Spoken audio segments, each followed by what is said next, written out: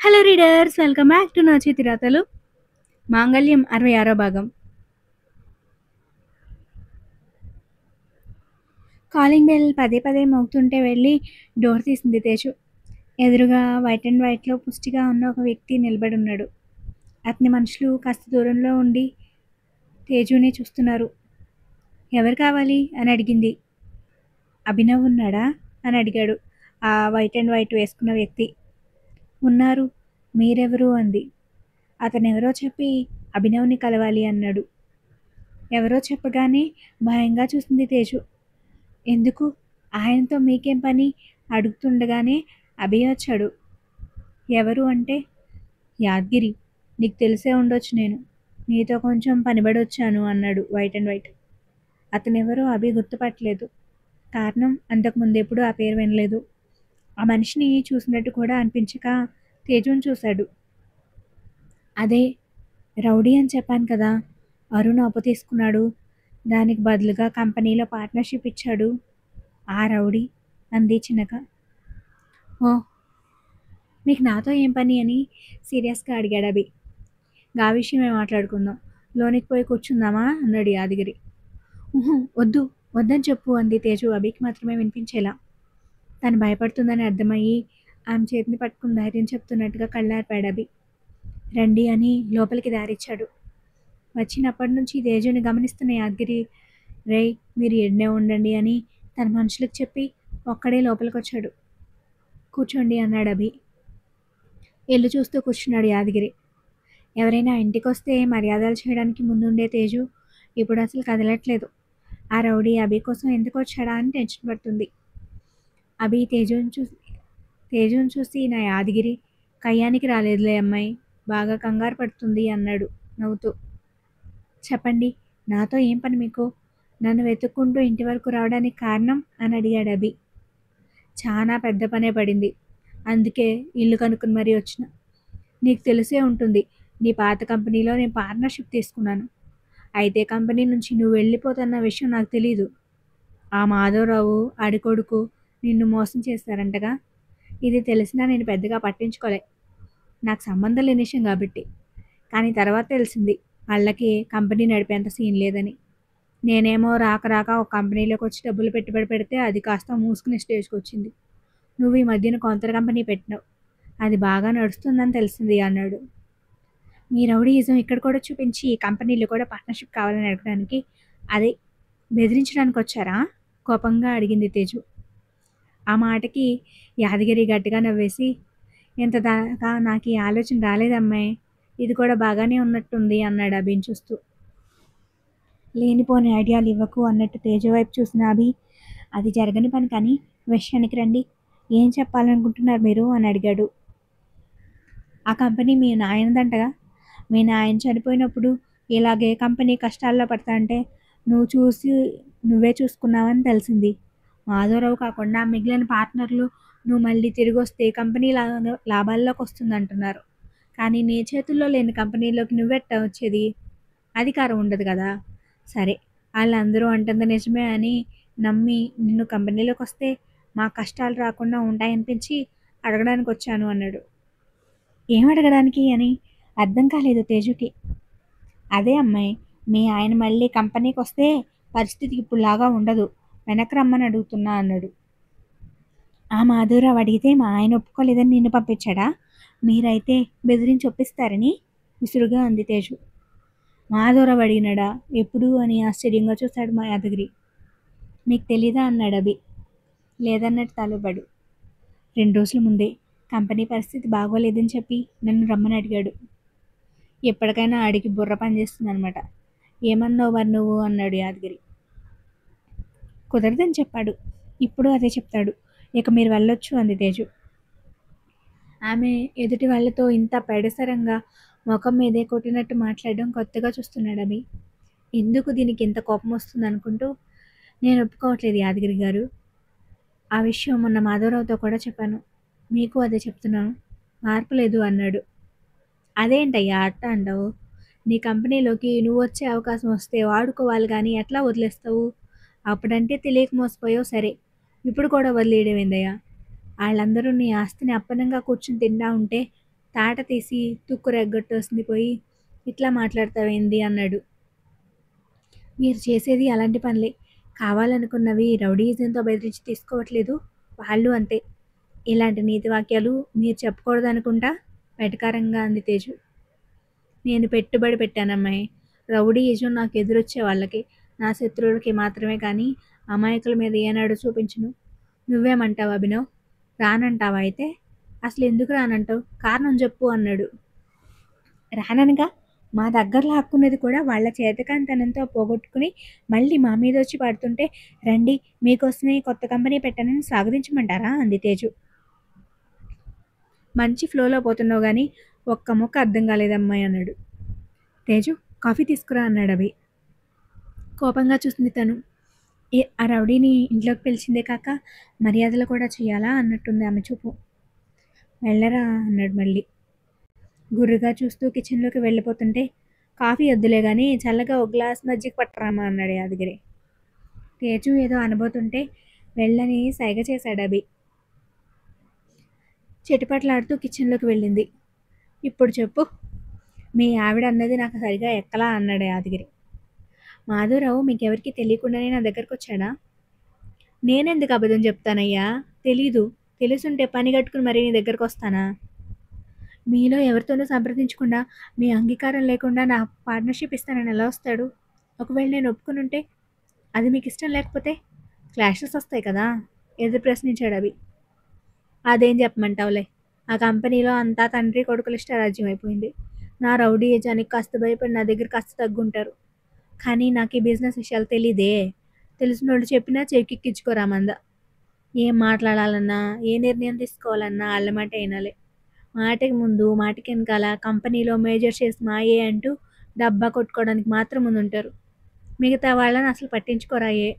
వాళ్ళ పద్ధతి అలా తగలడింది కాబట్టే కంపెనీ ఎలా అయిపోయింది.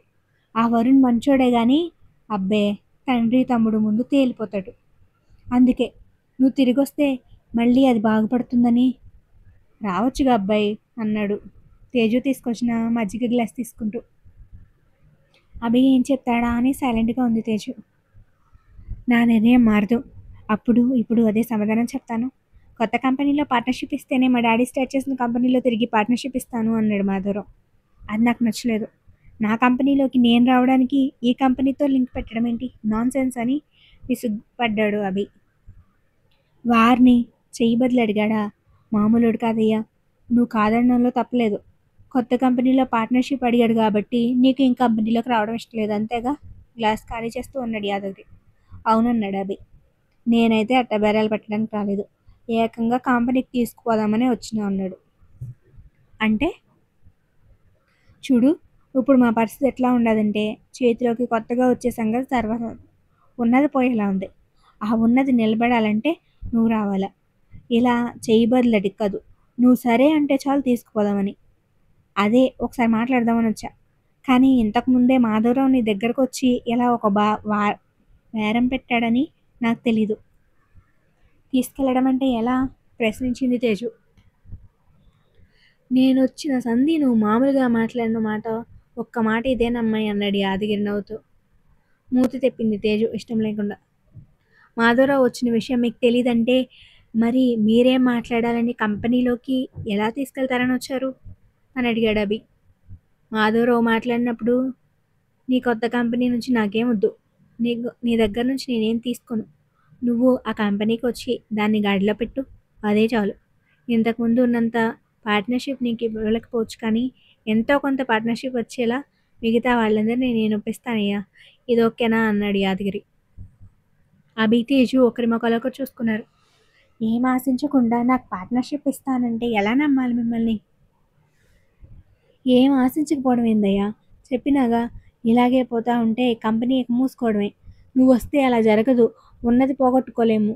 నీ కంపెనీ నీకే ఉంటుంది. మీ నాయన కంపెనీలోకి నువ్వు తిరిగి వస్తావు కనుక. కాకపోతే మేజర్ షేర్స్ నీ కాదు, ఎంతో కొంత మాత్రమే ఇప్పిస్తాను.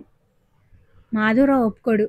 ఆల్రెడీ నాకు ఆఫర్ ఇచ్చాడు కదా, దానికోసం ఎదురు చూస్తాడు కాబట్టి ఇప్పుడు మీరు ఈ విషయం చెప్తే అస్సలు ఒప్పుకోడు అన్నాడు అవి. నీ దగ్గరకు వచ్చినప్పుడే అర్థమైంది ఒప్పుకోడని. కానీ అదంతా నీకెందుకు, నేను చూసుకుంటాగా. ఒప్పుకోకపోతే తండ్రి కొడుకుల మక్కెలు ఎరగొట్టి ఆళ్ళే వచ్చి నిన్ను అడిగేలా చేస్తా. నేను మాట అంటే మాటే, పూర్తిగా నమ్మొచ్చు. నీకు ఇష్టం ఉందా లేదా చెప్పు చాలు అన్నాడు యాదగిరి. అభి ఆలోచనలో పడ్డాడు. అతను ఆలోచించడం చూసి తేజు టెన్షన్ పడసాగింది. ఒప్పేసుకుంటాడేమో అని. మీరు ఎంతో కొంత పార్ట్నర్షిప్ ఇస్తానన్నా తీసుకోవడానికి నా దగ్గర ఇప్పుడు మనీ లేవన్నాడు అభి. నీకు అర్థం కానట్టుంది అబ్బాయి. ఆ మాత్రం నేను ఊహించలేనా? షేర్స్ కొనుక్కోమని అడగడం లేదు. వస్తావా రావా ఆ మాట చెప్పంతే. ఆ కంపెనీ నీ సొంత అంది. వాళ్ళ కష్టార్జితం కాదు. నీది నిన్ను కొనుక్కోమని చెప్పడం లేదు. నువ్వు వస్తానంటే నీ దగ్గర నుంచి నేను ఆశించేది కంపెనీని లాభాల్లోకి తీసుకురావడం, అది అమ్మేసే పరిస్థితి రాకుండా ఉండడం అంతే. ఇన్వెస్ట్మెంట్ కూడా అక్కర్లేదు. డైరెక్ట్గా షేర్ చేసి ఇచ్చేస్తానంటే చాలా ఆశ్చర్యపోయారు అభి తేజు. అతని మాటలు నమ్మలేని విధంగా ఉన్నాయి మరి. కానీ కంపెనీ పరిస్థితి చూస్తే నమ్మే అవకాశం కూడా ఉంది. కంపెనీ మూసేస్తే వాళ్ళంతా రోడ్డున పడేలా ఉన్నారు కాబట్టి వాళ్ళ సేఫ్టీ చూసుకోవడం కూడా వాళ్ళకి ముఖ్యం. అభికి ఇప్పిస్తాను అన్న షేర్స్ కూడా మాధవరావు వాటాలోవి. నీవి నా నీకు కొంత వచ్చేలా ఇస్తా అంటున్నాడు తప్ప యాదగిరికి వచ్చే నష్టం లేదు. ఏమంటావు అన్నాడు. ఇన్వెస్ట్మెంట్ కూడా లేకుండా షేర్స్ తీసుకోవడం నాకు ఇష్టం లేదు. మాధవరావు చేసిన పని నేను చేయలేను. ఎలా అయితే ఏంటి, నా కంపెనీ నేను పోగొట్టుకున్నాను. అది నా తప్పు. కాబట్టి మీరు చెప్పిన దానికి ఒప్పుకోలేను. కానీ ఒక ఆలోచన ఉందన్నాడు. ఏందది చెప్పు. చెప్తాను. దానికి మీరందరూ ఒప్పుకుంటే నేను ఆలోచిస్తాను. ఇప్పుడే ఒప్పుకుంటున్నా అని చెప్పట్లేదు, కానీ ఒకవేళ ఒప్పుకుంటే ఇలా జరుగుతుంది, లేదు నాకు వద్దనిపిస్తే మీరు మళ్ళీ ఇబ్బంది పెట్టొద్దు అన్నాడు అవి. ఆలోచిస్తానన్నావు కాబట్టి సరే చెప్పు. కంపెనీని కొంతకాలం నాకు అన్అఫిషియల్గా హ్యాండ్ ఓవర్ చేస్తామంటే అక్కడ వర్క్ మొత్తం నేను చూసుకోగలను. ప్రాజెక్ట్ కంప్లీట్ చేసి కంపెనీ మళ్ళీ సక్సెస్ఫుల్ రేటింగ్లోకి వస్తే అప్పుడు నేను చేసిన దానికి మీరు నాకు పార్ట్నర్షిప్ ఇవ్వాలి. ఇప్పుడైతే ఏమీ ఆశించట్లేదు. కంపెనీ మీదే, షేర్స్ మీవే, పెట్టుబడి మీదే, వర్క్ మాత్రం నాది. మొత్తం అంతా నేనే చూసుకుంటాను. ఏం జరిగినా నేనే బాధ్యత తీసుకుంటాను. ఒక టైం లిమిట్ పెట్టుకుందాం. అప్పటి వరకు వచ్చిన ప్రాఫిట్స్లో వాటా కూడా వద్దు నాకు. కానీ అనుకున్న టైంకి ఆశించిన రిజల్ట్స్ వస్తే మాత్రం నా వర్క్కి ఫలితంగా నాకు పార్ట్నర్షిప్ ఇవ్వాల్సిందే. ఇది ఓకే అయితే చెప్పండి అన్నాడు అవి. ఆలోచించకుండా సరే అనేసాడు యాదగిరి. మీరు మాత్రమే కాదు, పార్ట్నర్స్ అందరూ ఒప్పుకోవాలి. చెప్తున్నాగా నేను ఒప్పిస్తా. నువ్వేం ఫికర్ చేయకు. సరే, ఆలోచించుకోవడానికి నాకు కాస్త టైం ఇవ్వండి అన్నాడు. అలాగే, ఇబ్బంది ఏం లేదు. సోచాయించుకుని చెప్పు. వస్తానమ్మాయి అని ఇద్దరికీ చెప్పి వెళ్ళిపోయాడు యాదగిరి. యాదగిరితో పాటు వచ్చిన అతని అనుచరులు అందరూ వాళ్ళ వెహికల్స్ దగ్గరికి నడుస్తుంటే ఆ ఇంటిని చూసుకుంటూ తన వాళ్ళతో వెళ్ళిపోయాడు యాదగిరి అనుచరుల్లో ఒకడైన శేషు. వాళ్ళలా వెళ్ళగానే, ఏం చేస్తున్నావు అవి? ఆ రౌడీతో మాట్లాడి నీకు ఏదైనా తేడా అయితే ఎంత ప్రమాదం అని అరిచేసింది తేజు. కూల్గా ఆమెని ఒడిలో కూర్చోబెట్టుకుని, ఎందుకు నీకు ఇంత కోపం వస్తుంది? అతనితో అంత ర్యాష్గా మాట్లాడావు, చైల్డిష్గా బిహేవ్ చేసావు. నేను అసలు ఎక్స్పెక్ట్ చేయలేదు అన్నాడు అవి. అతను ఒక రౌడీ కాబట్టి, ప్రాణాలు తీసే రకం కాబట్టి వద్దని చెప్పాయి అభి. నాకు భయంగా ఉంది. ఇది మాధవరావు ప్లాన్ అయి ఉండొచ్చు కదా అంది తేజు. అందుకేగా ఒప్పుకోకుండా టైం అడిగాను. ఇది మాధవరావు ప్లాన్ కాకపోతే మనకేగా లాభం. ఏదో ఒక సొల్యూషన్ దొరుకుతుందని నువ్వే అన్నావు. అది ఇదేనేమో అన్నాడు ఆమె నడుము మీదకి చేయి పోనిస్తూ. సీరియస్గా మాట్లాడేప్పుడు ఇలాంటి పనులు చేయకని చేతిని విసిరి కొట్టి, ఈ యాదగిరి సొల్యూషన్ కావచ్చేమో కానీ ప్రమాదం అభి. చేతిలో కత్తిని పట్టుకుని తిరిగితే ఎప్పుడో అది మనకే గాయాన్ని చేస్తుందేమో అని నా భయం అంది. మనం ఒడుపుగా ఉపయోగిస్తే అదే కత్తి మనకి ఆయుధం అవుతుంది తేజు. ఆత్మరక్షణ ఇస్తుంది. భయంతో నువ్వు ఈ విషయంలో వీక్ అవుతున్నావు. పాజిటివ్గా ఆలోచించు. అయితే ఒప్పుకుంటాను అంటావు అంతేగా అంది. మాధవరావుకి ఈ విషయంలో సంబంధం లేదని తెలిస్తే డాడీ కంపెనీ తిరిగి తక్కించుకోవడానికి ఇంకో ఆప్షన్ ఉందా మనకి? కానీ నువ్వు వద్దంటే నేను ఒప్పుకోలేను తేజు. ఎప్పుడైనా దేనికైనా నీ సపోర్ట్ కావాలి నాకు, ప్లీజ్ అన్నాడు. అతను అంతలా అడుగుతుంటే ఎలా కాదనగలుగుతాను? సరే, నీ ఇష్టం. నువ్వు మాత్రం ఆ రౌడీతో జాగ్రత్తగా ఉండు. అదే నాకు కావాల్సింది అంది. అదండి, మంగళ్యం 66వ భాగం. Thank you for watching.